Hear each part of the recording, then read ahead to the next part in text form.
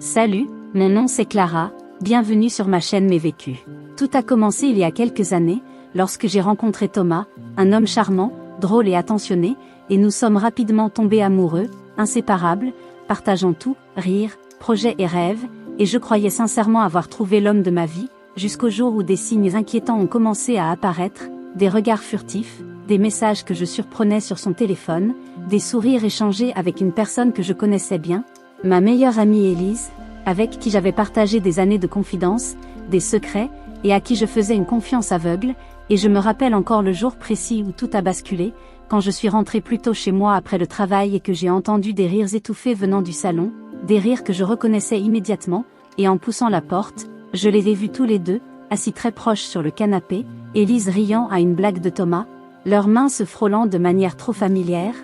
et ce que j'ai ressenti à ce moment précis, c'était comme si quelqu'un venait de me transpercer le cœur, une douleur insupportable et une trahison inimaginable.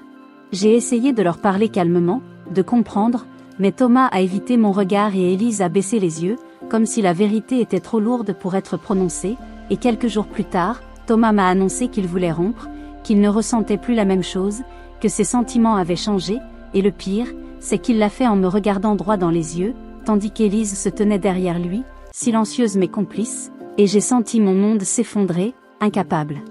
de croire que la personne en qui j'avais le plus confiance et que je considérais comme ma sœur avait choisi de me trahir de la manière la plus cruelle. Les semaines suivantes ont été un cauchemar permanent, je les voyais ensemble partout, sur les réseaux sociaux, dans des cafés que nous fréquentions, leurs photos, leurs sourires, leurs messages publics comme autant de coups de poignard dans mon cœur, et je me retrouvais seule, perdue, incapable de comprendre comment tout cela avait pu arriver, comment l'amour de ma vie pouvait se détourner pour quelqu'un que j'avais élevé presque comme une sœur. J'ai essayé de parler à mes amis, de trouver du soutien, mais certains restaient neutres, d'autres prenaient parti, et chaque conversation me ramenait à la même question obsédante. Pourquoi moi?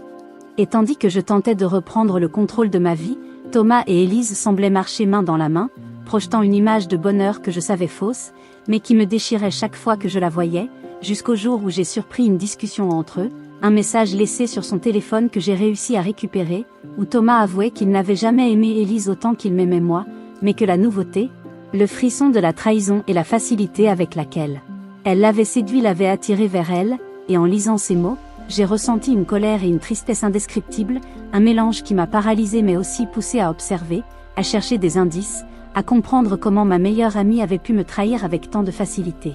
Puis, un soir, je suis tombée par hasard sur des photos cachées dans un dossier sur le téléphone de Thomas, des photos de moments intimes, de câlins, de baisers volés, et la douleur m'a submergée, mais elle a aussi réveillé quelque chose en moi, un mélange de rage et de détermination. Je ne voulais plus pleurer en silence, je voulais affronter la vérité, même si elle était douloureuse, et c'est ce que j'ai fait, je les ai confrontés tous les deux, dans un café où ils pensaient être à l'abri, et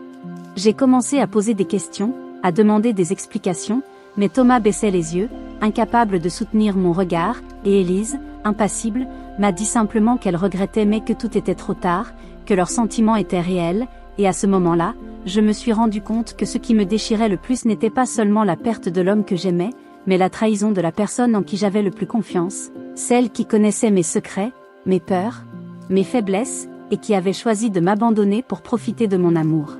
Les jours suivants ont été un mélange de solitude, de colère et de souvenirs obsédants, je les voyais encore partout, et chaque lieu que nous avions partagé devenait un rappel cruel de ce que j'avais perdu, jusqu'au moment où j'ai décidé de ne plus les suivre, de couper tout contact, de supprimer toutes les photos, de vider mes messages, mais même alors, je sentais leur présence dans ma vie, comme une ombre qui me rappelait constamment la trahison, et à chaque fois que je croisais un ami commun. Je redoutais de voir leur sourire complice, jusqu'au jour où, par hasard, j'ai découvert qu'Élise avait commencé à manipuler d'autres amis, que son comportement n'était pas limité à moi, et que Thomas, aveuglé par la nouveauté, continuait de la suivre, et cette révélation m'a donné un mélange étrange de soulagement et de tristesse, car je comprenais que je n'étais pas la seule victime, mais que le choix que j'avais fait de me retirer et de reconstruire ma vie loin d'eux était finalement le seul moyen de ne pas me perdre complètement dans cette trahison, et tandis que je marchais seule ce soir-là dans les rues, respirant l'air frais, je me suis promis que, peu importe la douleur et les souvenirs, je ne laisserai plus jamais quelqu'un me briser de cette manière, et que je devrais apprendre à reconstruire ma confiance, lentement, à mon rythme, loin de ceux qui m'avaient trahi. Après m'être éloignée et avoir coupé tout contact avec Thomas et Élise, je croyais pouvoir reconstruire ma vie, mais la réalité m'a rattrapé plus vite que prévu, car même à distance, leurs actions continuaient de me hanter, des amis communs me posaient des questions étranges,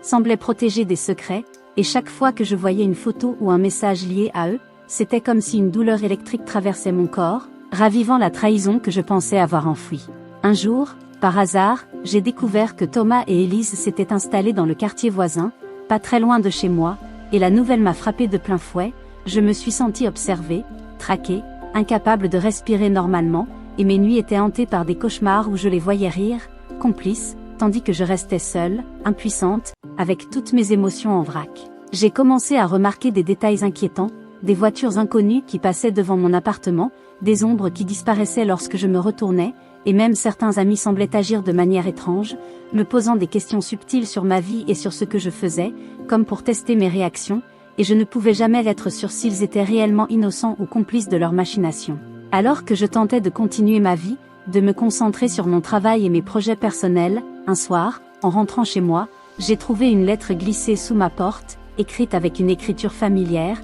celle d'Élise, mais sans signature, me disant simplement « Nous savons ce que tu caches », et cette phrase m'a glacée, car je n'avais rien à cacher, mais je comprenais immédiatement que c'était une menace, un moyen de me faire douter, de me tourmenter et de me garder sous contrôle. Émotionnellement, et à partir de ce moment-là, je n'ai plus jamais eu de répit. Les semaines suivantes, j'ai commencé à recevoir des messages anonymes, des mails, des appels silencieux, tout semblait orchestré pour me rappeler leur présence, et je sentais que chaque pas que je faisais, chaque décision que je prenais, était surveillée, manipulée, et je me suis rendu compte que la trahison n'avait pas seulement détruit ma relation avec Thomas, mais qu'elle avait pénétré tous les aspects de ma vie, infectant ma confiance en les autres, en moi-même, et en ma capacité à choisir correctement. Un soir, poussé par le désespoir, j'ai décidé de les affronter une nouvelle fois, de comprendre pourquoi tout cela m'était arrivé, et je me suis rendu à l'endroit où ils avaient l'habitude de se retrouver, un petit café du centre-ville, mais en entrant, j'ai découvert que ce n'était pas eux, mais un groupe de personnes que je ne connaissais pas, qui semblaient me connaître intimement. Chaque mot qu'ils prononçaient faisait référence à des détails de ma vie que je n'avais partagés avec personne, et c'est à ce moment-là que j'ai compris que tout était beaucoup plus compliqué que ce que j'avais imaginé, qu'Élise n'était pas seulement ma meilleure amie, mais qu'elle faisait partie d'un réseau de manipulation, utilisant ma confiance et mon amour pour contrôler et blesser. Cette révélation a intensifié ma colère et ma peur, mais elle m'a aussi donné une sorte de force insoupçonnée. Je devais comprendre jusqu'où cette manipulation allait, et c'est ce que j'ai fait, en suivant discrètement leurs traces, en observant leurs interactions, en notant chaque détail, chaque mensonge, chaque regard échangé, et peu à peu, j'ai commencé à découvrir un schéma, des indices qui montraient que Thomas et Élise ne s'étaient pas contentés de me voler mon amour, ils avaient planifié et préparé cette trahison depuis longtemps, utilisant mes faiblesses et ma confiance comme des outils pour atteindre leur objectif, et plus j'en découvrais, plus je voyais l'ampleur de leur machination, et la douleur de la trahison initiale se transformait en une détermination glaciale. Je devais récupérer ma vie, mon espace, et ne plus jamais laisser quelqu'un décider de ma valeur à ma place. Cependant, alors que je pensais avoir tout compris, un nouveau coup de théâtre est survenu. J'ai surpris une conversation entre Thomas et Élise où ils parlaient de moi, non plus avec affection, mais avec crainte, comme si je représentais un danger imprévu, et cette constatation m'a fait comprendre que la trahison avait créé une dynamique inattendue, et que je pouvais maintenant, en utilisant ma vigilance et mon intelligence, reprendre le contrôle, mais cela demandait courage, stratégie, et une patience que je n'aurais jamais cru posséder, et c'est ainsi que j'ai commencé un long chemin de confrontation silencieuse, d'observation minutieuse et de décisions calculées, déterminée à ne plus jamais être la victime de la même manière, et à transformer cette trahison dévastatrice en force et en compréhension de ceux qui peuvent manipuler la confiance et l'amour pour leurs propres intérêts.